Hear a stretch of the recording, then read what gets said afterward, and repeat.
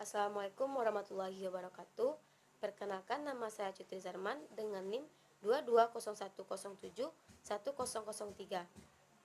Saya dan rekan-rekan saya dari kelompok 4 akan menjelaskan tentang pemeriksaan audit, liabilitas jangka pendek dan liabilitas jangka panjang.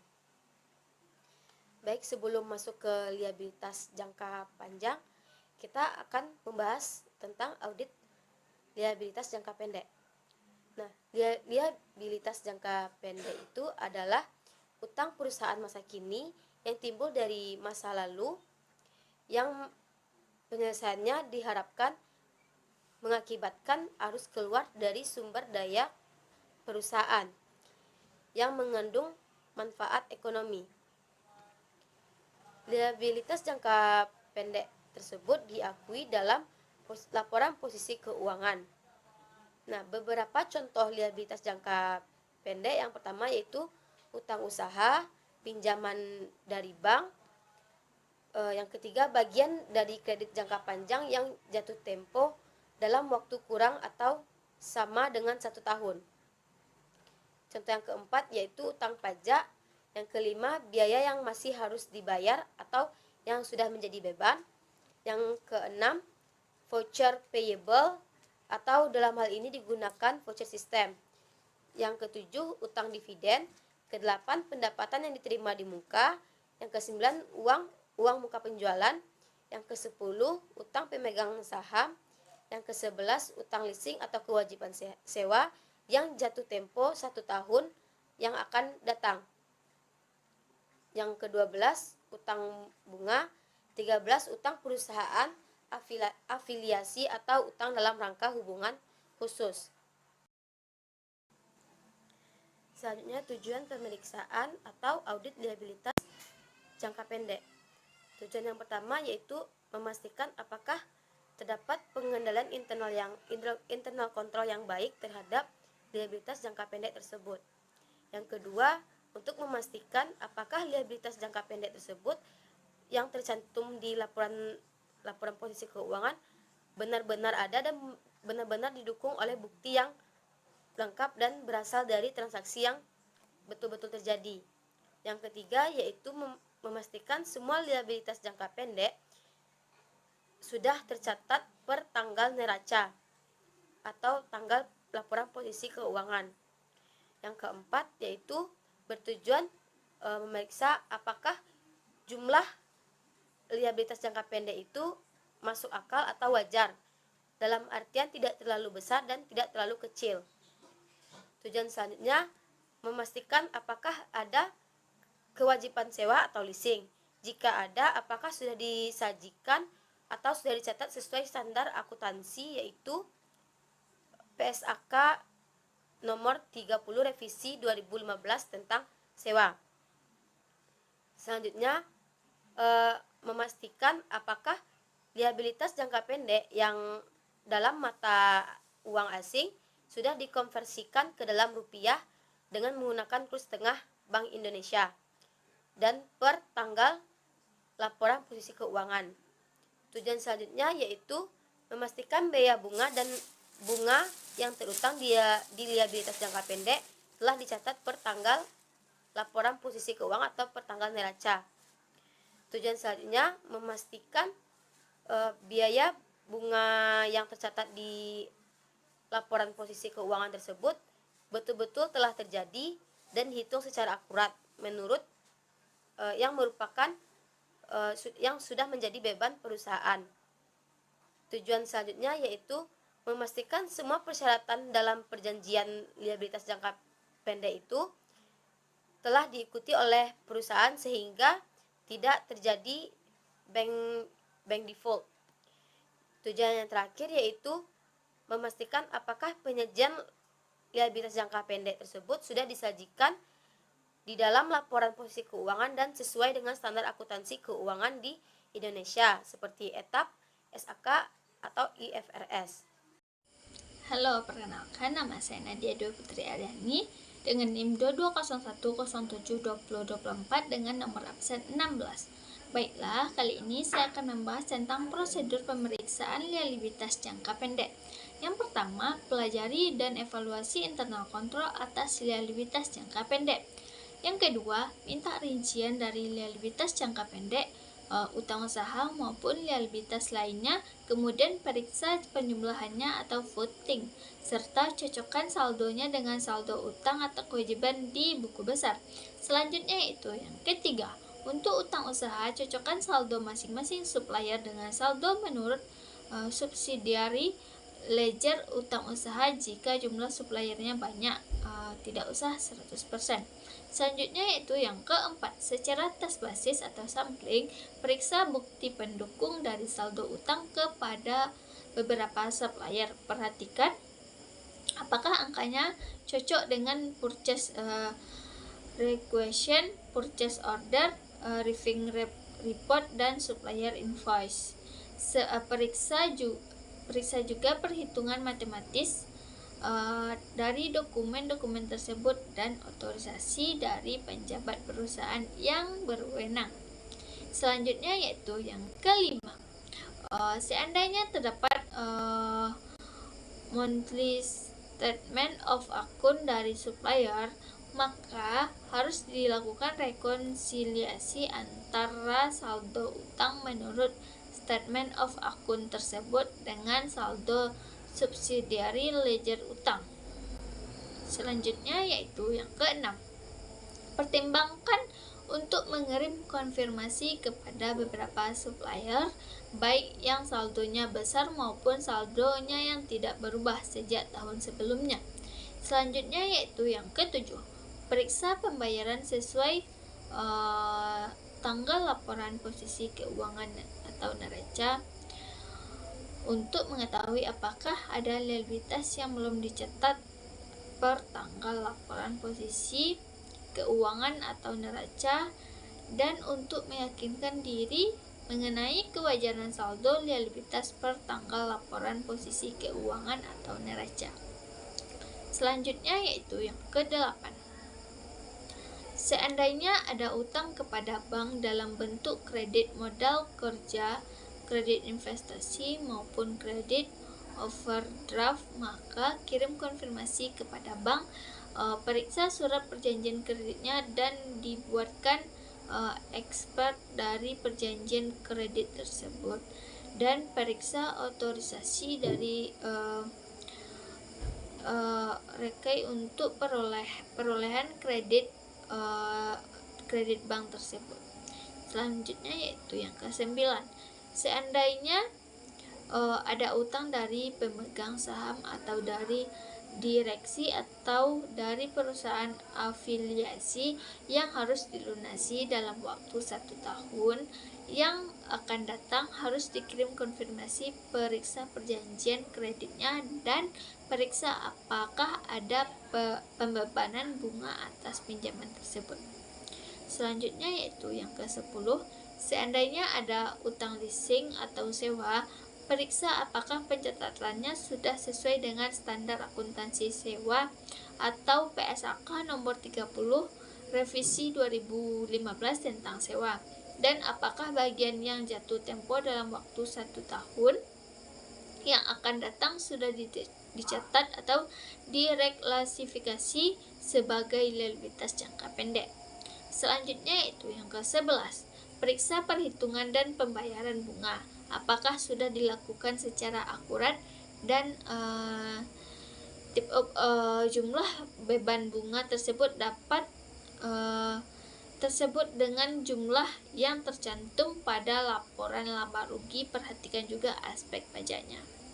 Selanjutnya yaitu yang ke-12, seandainya ada saldo debit dari utang usaha, maka harus ditelusuri apakah ini merupakan uang muka pembelian atau karena ada pengembalian barang yang dibeli tetapi sudah dilunasi sebelumnya.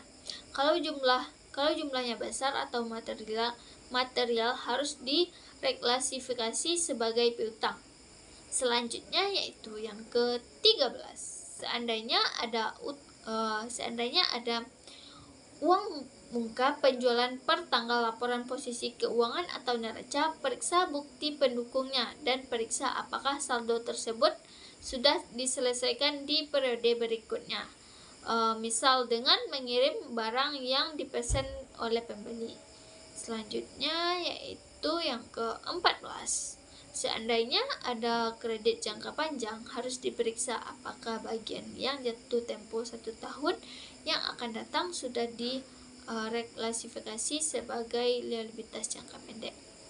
Selanjutnya yaitu yang ke-15. Seandainya ada kewajiban dalam mata uang asing, periksa apakah saldo tersebut per tanggal laporan posisi keuangan atau neraca telah dikonversikan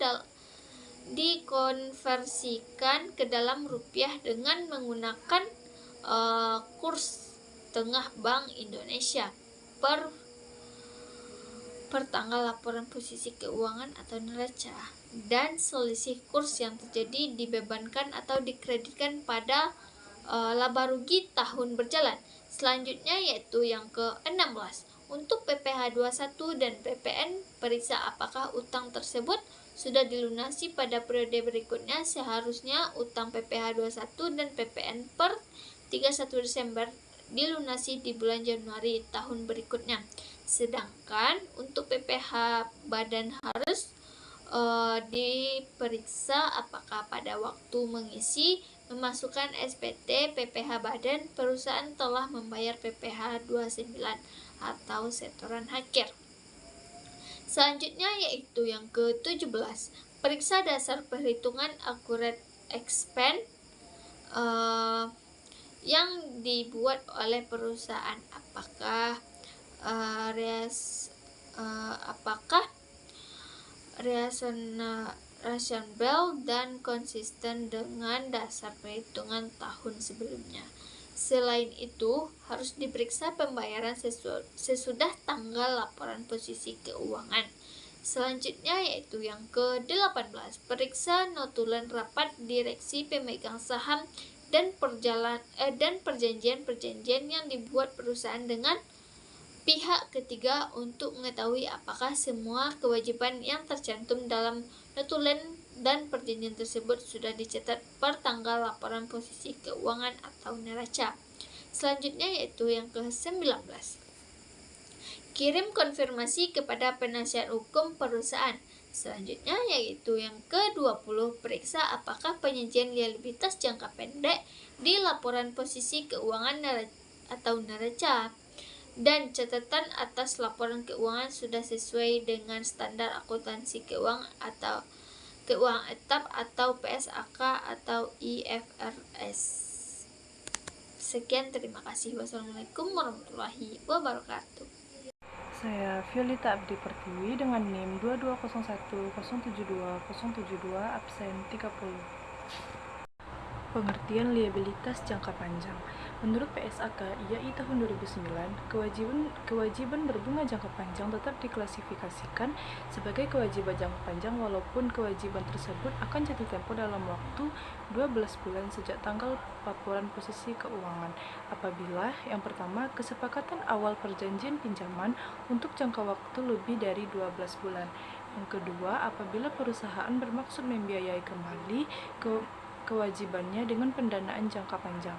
Dan yang ketiga, maksud tersebut pada poin B tadi didukung dengan perjanjian pembiayaan kembali atau penjadwalan kembali pembayaran yang resmi disepakati sebelum laporan posisi keuangan disetujui. Nah, secara umum liabilitas jangka panjang ini adalah kewajiban perusahaan kepada pihak ketiga yang jatuh tempo atau harus dilunasi dalam waktu lebih dari 1 tahun. Selanjutnya yaitu contoh-contoh liabilitas jangka panjang. Yang pertama itu kredit investasi atau long term loan. Yang kedua itu utang obligasi. Yang ketiga wesel bayar. Yang keempat utang kepada pemegang saham atau perusahaan induk atau perusahaan afiliasi. Yang kelima, utang subordinasi. Yang keenam, bridging loan. Yang ketujuh, utang leasing. Sekian, terima kasih. perkenalkan nama saya Gina Rahmanaini dengan NIM 2201072048 dengan nomor urut absen 22. Baiklah, di sini saya akan menjelaskan video tentang tujuan dari audit liabilitas jangka panjang.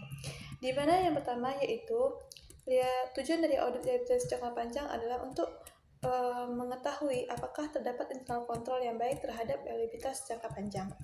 Yang kedua yaitu liabilitas jangka panjang yang menjadi kewajiban dari perusahaan sudah dicatat seluruhnya per tanggal neraca atau laporan keuangan dan diotorisasi oleh pejabat yang berwenang. Yang berikutnya yaitu yang ketiga adalah liabilitas jangka panjang yang tercantum di laporan posisi keuangan atau neraca betul-betul ada dan dimiliki oleh perusahaan yang menjadi kewajiban dari perusahaan. Yang keempat yaitu ada liabilitas jangka panjang yang berasal dari legal claim atau aset yang dijaminkan sudah diidentifikasi dengan baik dan benar.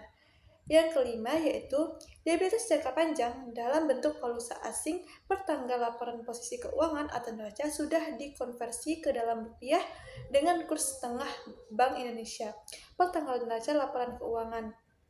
Dan selisih kurs yang terjadi sudah dibebankan atau dikreditkan pada laporan laba rugi tahun berjalan yang berada di perusahaan tersebut. Yang keenam yaitu biaya bunga dan bunga yang terutang dari liabilitas jangka panjang sudah diotorisasi dari premium atau diskon obligasi telah dicatat per tanggal laporan posisi keuangan atau neraca. Yang ketujuh yaitu biaya bunga liabilitas jangka panjang yang tercatat pada tanggal laporan posisi keuangan atau neraca betul telah terjadi dan dihitung secara akurat dan merupakan beban dari perusahaan. Yang kedelapan yaitu ada semua persyaratan dalam perjanjian kredit telah diakui oleh perusahaan sehingga tidak terjadi bank atau default. Yang ke-9 yaitu bagian dari liabilitas jangka panjang yang telah jatuh tempo dalam 1 tahun yang akan datang sudah direklasifikasi menjadi kewajiban lancar. Yang ke-10 atau yang terakhir adalah liabilitas jangka panjang dari yang merupakan diskon, premium, dan bunga yang timbul sudah dicatat dengan akurat dan diklasifikasikan serta diungkapkan dalam laporan posisi keuangan, termasuk catatan atas laporan keuangan sesuai dengan standar akuntansi keuangan etap PSAK atau IFRS. Assalamualaikum warahmatullahi wabarakatuh. Perkenalkan, saya Muhammad Karal dengan NIM 2201072020 dan absen 14. Baiklah, saya di sini akan menjelaskan beberapa prosedur audit. Yang pertama yaitu pelajari dan evaluasi internal control atas liabilitas jangka panjang. Yang kedua yaitu dapatkan dan periksa ringkasan perubahan liabilitas jangka panjang berikut seperti diskon premium dan bunga selama periode yang diperiksa. Yang ketiga yaitu kirim konfirmasi kepada bank yang antara lain menanyakan mengenai plafon kredit, saldo per tanggal laporan posisi keuangan atau neraca, tingkat bunga, jangka waktu pinjaman, dan jaminan kredit. Yang keempat itu minta salinan perjanjian kredit untuk permanen file. Lalu perhatikan apakah data yang terdapat dalam perjanjian kredit tersebut sesuai dengan data yang tercantum dalam kertas kerja pemeriksaan liabilitas jangka panjang. Yang kelima yaitu periksa apakah perolehan penambahan liabilitas jangka panjang sudah mendapat persetujuan tertulis dari direksi atau dewan komisaris pemegang saham yang biasanya diberikan melalui notulen rapat. Keenam yaitu periksa perhitungan bunga, pembayaran bunga dan amortisasi diskon atau premium dari obligasi. Tie up jumlah beban bunga dan amortisasi diskon premium obligasi dengan jumlah yang tercantum pada laporan laba rugi. Diskon atau premium yang belum diamortisasi harus dilaporkan sebagai pengurangan atau penambahan dari nilai nominal obligasi.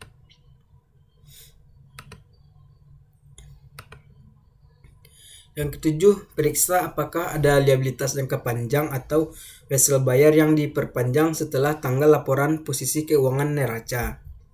Yang kedelapan, seandainya adanya utang dari pemegang saham atau dari direksi atau dari perusahaan afiliasi, harus dikirim konfirmasi dan diperiksa apakah ada pembebanan bunga atas pinjaman tersebut.